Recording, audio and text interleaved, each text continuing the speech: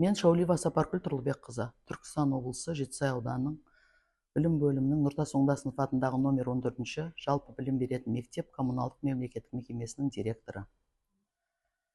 Бүгін таңертең келеңсіз оқиға орын алды.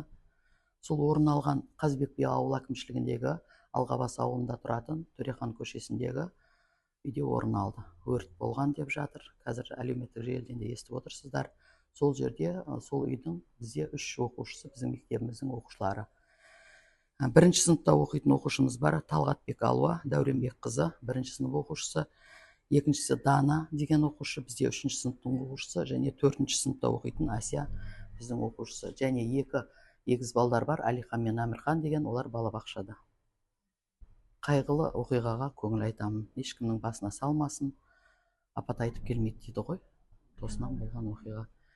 Ата-аналар жеке кәсіпкерлер, өте жақсы жандар. Бізде мектептегі кез келген шарадан қалмайтын.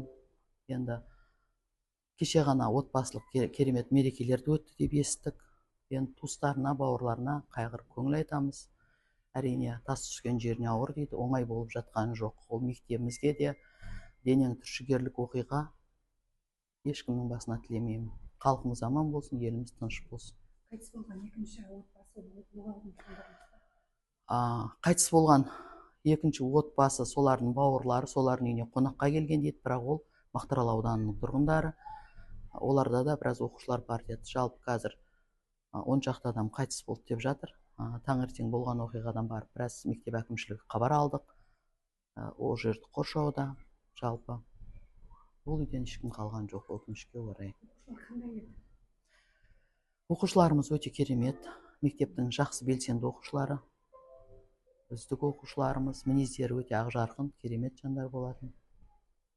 Мен үшін қатты қайғылы, айтудың өзі оңай дүние болып тұрған жоқ.